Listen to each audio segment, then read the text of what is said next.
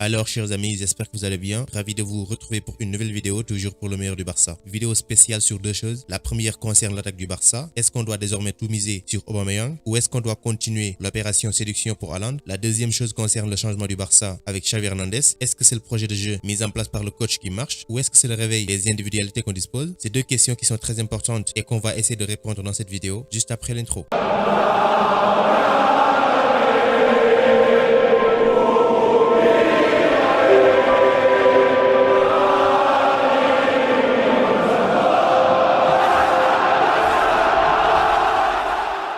Alors, la présence d'un buteur dans une équipe est quelque chose qui ne peut être sous-estimé, surtout quand on veut gagner des matchs. La saison passée, par exemple, on avait fortement besoin d'un buteur pour finir les actions qu'on se créait par match et on ne pouvait faire confiance qu'à deux joueurs, Martin Braithwaite et Ansu Fati. Le premier est loin d'être le joueur qu'on souhaitait avoir à ce poste parce que d'un point de vue purement technique, il n'est pas le meilleur. Pour Ansu Fati, malgré sa finition clinique, c'est un joueur qui se bat toujours avec ses problèmes physiques. Maintenant, pour l'essentiel de la saison passée, on a dû se contenter sur des joueurs un peu similaires en termes de profil, à savoir Léo Messi, Antoine Griezmann, Francisco Trincao et Ousmane Dembélé. Maintenant, ont-ils été productifs devant le but? Certainement. Ils ont réussi à marquer 52 buts en Liga, mais ils avaient un problème en commun. Certes, ils s'épanouissaient avec le ballon. Si on devait également les déployer dans des rôles strictement de frappe, d'efficacité et de productivité globale, ils étaient très bons. Mais pour l'équipe dans son ensemble, l'efficacité diminue parce que les quatre pouvaient créer beaucoup d'occasions, mais il manquait à chaque fois ce renard de surface pour les mettre au fond, prouvant encore une fois que le Barça avait désespérément besoin de quelqu'un pour transformer les occasions. Est-ce quelqu'un, malgré Martin Braithwaite, qui a certes marqué des buts qui sont très importants, n'était jamais venu? Et aussi, durant la première moitié de saison, on avait Memphis Depay et Coutinho qui ont des parallèles en ce qui concerne le profil, ce qui était censé transformer les occasions comme Ansu Fati, Sergio Aguero, Luuk de Jong et Martin Braithwaite étaient tous, pour une raison dénigrante ou une autre, complètement absents. Du coup, le seul véritable pur attaquant qu'on avait dans l'équipe, c'était Luuk de Jong. Et avant cette nouvelle année 2022, il était non seulement hors de forme, mais il était ni le profil, ni le calibre de finisseur dont l'équipe avait besoin. Cependant, on a périodiquement été médiocre dans les finitions, mais c'était pas suffisant. Vu le nombre de chances qu'on se créait par match, cela a été préjudiciable aux objectifs de l'équipe à se battre pour une place parmi les 4 premiers en Liga, comme ce fut le cas sur Ronald Koeman l'année passée. Dans des circonstances presque similaires à celles vues au début de la saison actuelle, à un moment donné la saison passée, on était à la lutte pour le titre, mais très vite l'espoir s'est envolé parce qu'on n'a pas été tranchant dans le dernier tiers, alors qu'on se créait par match pas mal d'occasions. S'ajoute à cela un autre problème, au fait une équipe avec une telle impuissance offensive impacte négativement la défense. Il y a quelques années de cela, Johan Cruyff en personne disait que l'attaque est la meilleure défense. Maintenant on peut l'interpréter de façon différente, mais il est vrai que l'incapacité du Barça à menacer ses adversaires signifiait que toutes les erreurs étaient tout simplement aggravées par le manque d'efficacité devant le but. Ce qui est peut-être pire, c'est que même si Xavi Hernandez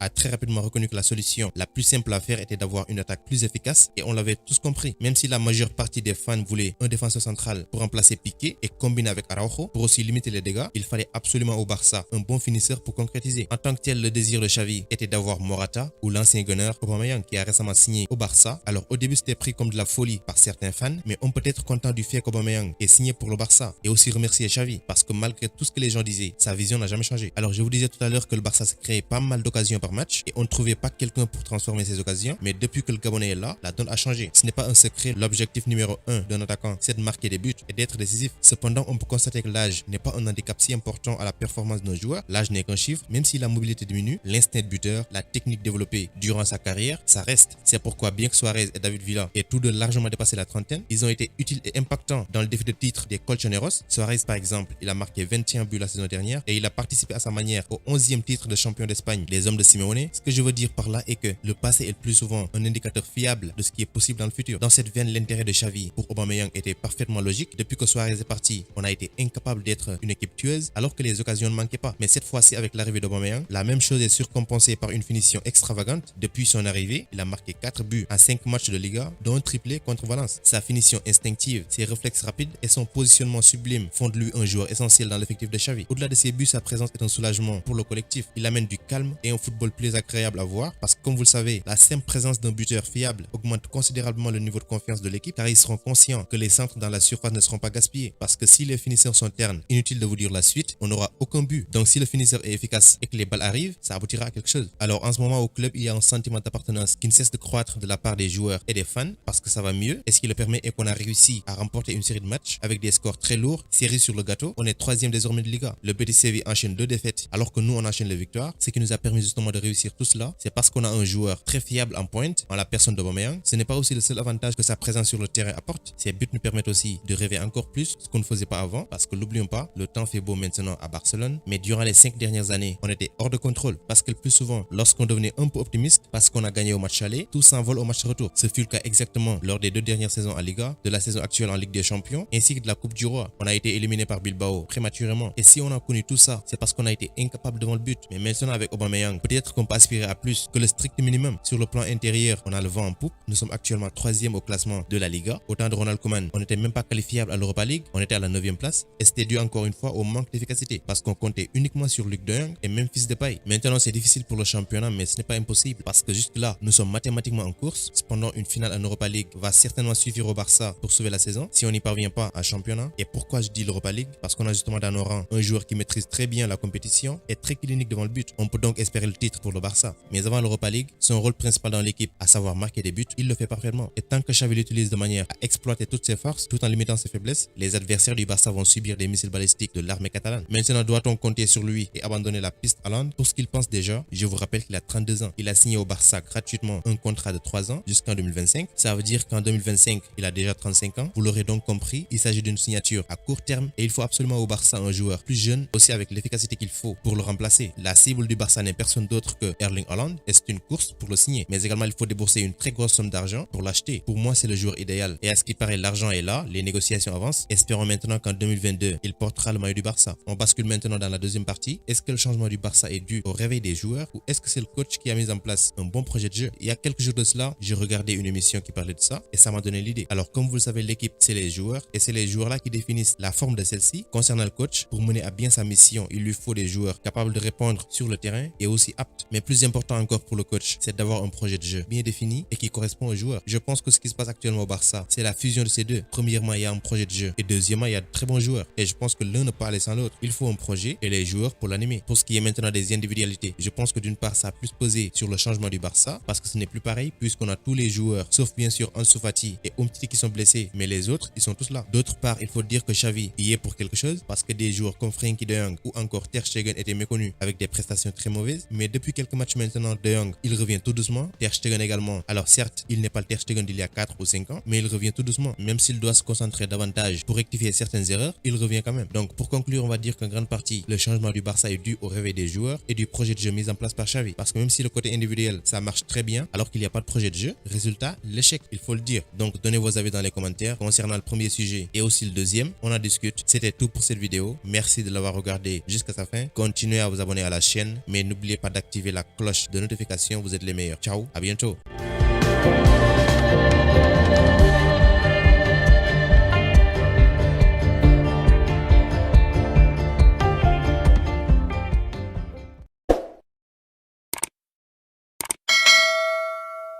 Vous êtes nouveau sur la chaîne, abonnez-vous, activez la cloche. Ça peut se faire en moins de 30 secondes. C'est gratuit et pour élargir la communauté, partagez la vidéo s'il vous plaît. Pour échanger avec moi directement, c'est possible sur Instagram. Le lien se trouve dans la description, donc rejoignez-moi là-bas, ainsi que sur Twitter et même sur Facebook.